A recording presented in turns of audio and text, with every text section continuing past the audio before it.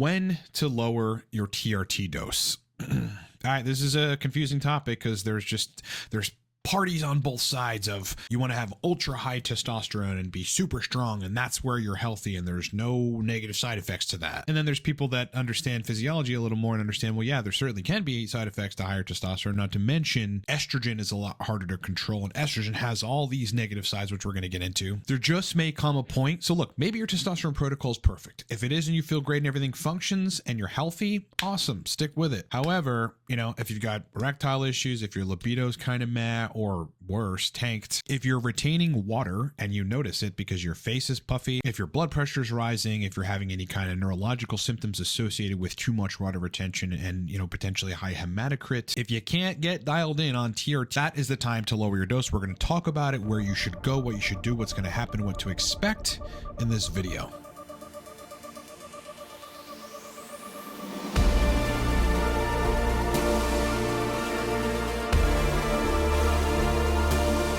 Holiday specials. All right, look, supercharged dopamine. I mean, this is the holy grail of dopamine hacking. It's a video course. This is 20% off. Code is 20 now. Torque Stack, 25% off. All day energy. Powerful mental energy stimulant. High level motivation. It's the best combination of nootropics that really turns the brain on. Code is 25 Torque, and it takes 25% off the price right now. Cortex Stack. This is 5-6 hours stimulant energy, but also focus and flow. This thing is 25% off for the holidays. Code for that is 25 Cortex. Codes and links are in the description. Go get some product, boys. Okay, so when to lower your TRT dose. And we're going to break this into segments and kind of compartmentalize every single facet of it so that people truly understand when to do it and how to do it. As I alluded to in the beginning, yes, when to lower your TRT dose would be number one, if you are suffering libido and erection problems. If you're sitting at 140, 150, 160, 200, even you're taking an AI, libido and erections are not where they're supposed to be. That is usually an indication of, it could be too high, it's usually too high androgens and too high estrogen, or too high androgens and too low estrogen, like you're taking an AI and you're overcompensating and you're inhibiting aromatase, which by the way is different than having low estrogen. Like estrogen dropping naturally because you lowered your dose is very different than inhibiting the aromatase enzyme. Libido is somewhat dependent on aromatase actually being functional and not being blocked. Keep that in mind neurologically. Predominantly, though, we know that higher levels of estrogen express more vascular endothelium growth factor, which leads to venous occlusion disorder, which leads to erectile dysfunction. Okay, so all the high estrogen guys, let it go wherever, they are giving, that's bad advice to let estrogen go. Okay, it's bad advice. A lot of men are going to find on TRT that, if they can get their estrogen in a set range that is the sweet spot for them and allow it to stay there, that erections and libido come back, and then you have that normal homeostasis. Again, that range is different for different guys and at different points, and it kind of does depend on the amount of androgens you have in your system, but generally speaking, as I've always said, 20 to 30, 20 to 35, some guys can get away with 40 picograms per milliliter, but you really don't want to go higher than that. Loss of morning wood, okay, that is one of the primary signals of either too high estrogen or too low estrogen, but more so, too high estrogen. You get in the sweet spot, morning erections will come back. Everything will function as it's supposed to. Nocturnal erections, morning erections, erections during sex, all that stuff. Also, as I did allude to, like having too high androgens means you're crushing your SHBG. And if you crush the SHBG, or if it's just too low at a set point for your body, well, then you're not going to be storing androgens in tissues well enough, which is ultimately going to lower libido and erection quality. All right, so that's primary reason number one to lower your testosterone dose. Reason number two is water retention. Look, it's not just as simple as testosterone and the angiorenin system. Like, it's not that simple. Estradiol, as a result, of having very high testosterone, you're going to, aromatize and make a lot of estradiol, literally changes the set point for AVP, which is arginine vasopressin. And vasopressin is antidiuretic hormone. That is the hormone that controls how much water you retain. So when high estradiol changes that set point, the osmotic set point, what it ultimately ends up doing is telling arginine vasopressin, or ADH, antidiuretic hormone vasopressin, they're all the same thing, to retain more water. This is why, guys that are on ultra high doses of testosterone that aren't managing estradiol correctly have not only water retention, like, puffy face and generally, body water retention, but also some of the neurological sides like pressure headaches and or just generally feeling unwell. I mean, some guys even get short of breath. That's the kind of stuff that's going to happen when your estradiol is too high and you're retaining too much water. So when you're retaining too much water and you have some of these accompanying symptoms, that is reason number 2 to lower your testosterone dose. And by the way, not just lowering estrogen, because again, you do that with an AI. They are the most notoriously hard drugs to dial in. Okay.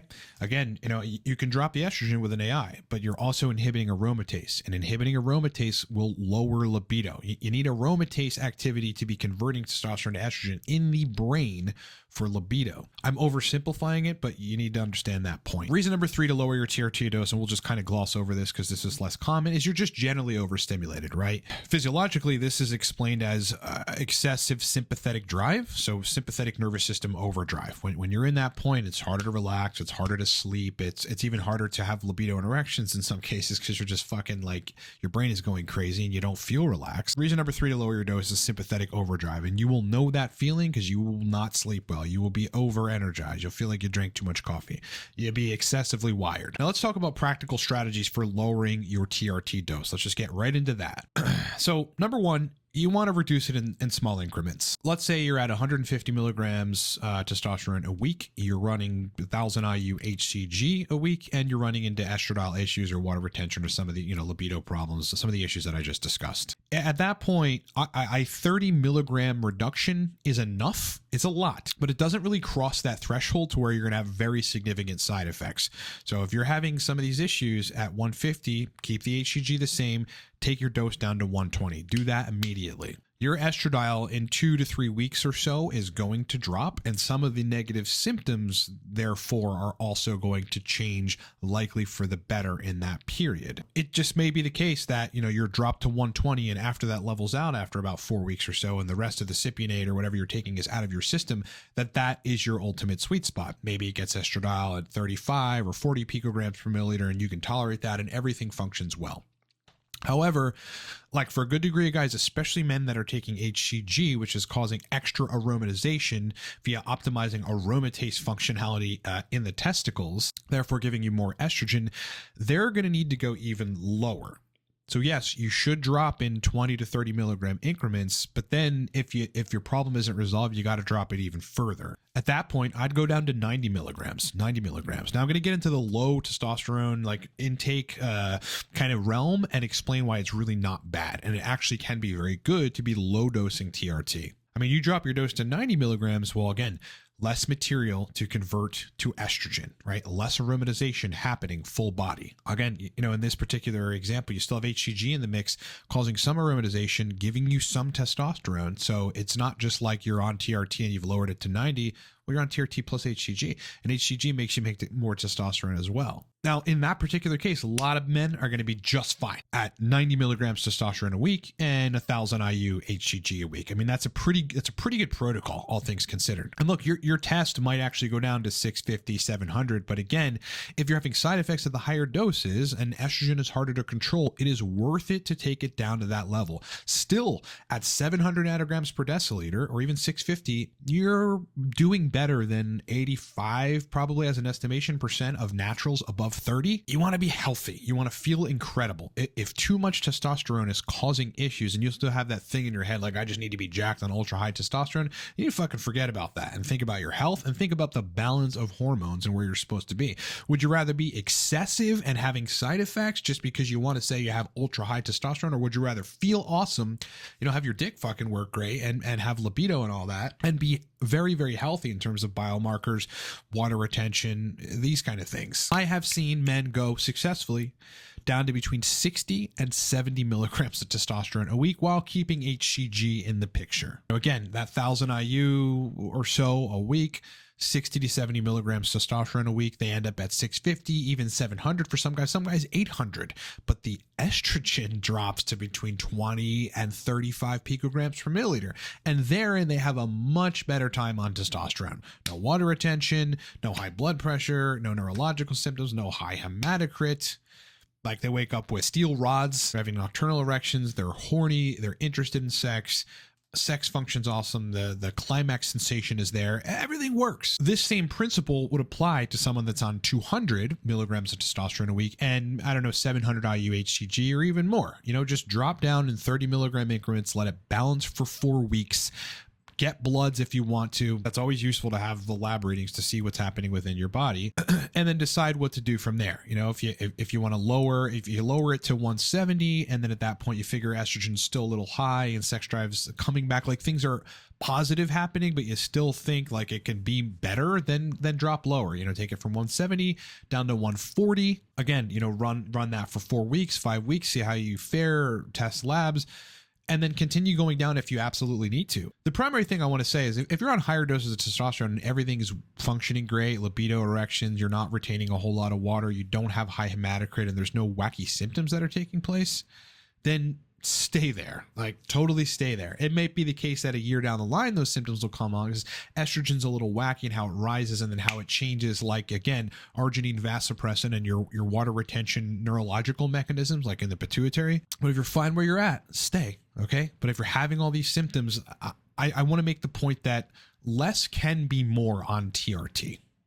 Like, you know, it's like I was on a very, very high doses, 210. I went up to 230, 180, 162, and then bottomed out at about 140. And those higher doses, like, I built a lot of muscle. Like, I just had a lot of energy for the gym. The higher doses are incredible for anabolism. Okay. They are in more cases than not as good, not with everybody, but in more cases than not very good for libido, erections, again, water retention, general health, hematocrit, these kinds of things. You know, hear it from me, a guy who's on TRT, and I've been on high doses and I've been on regular TRT doses. Lowering your dose may just be necessary, and it's in vogue.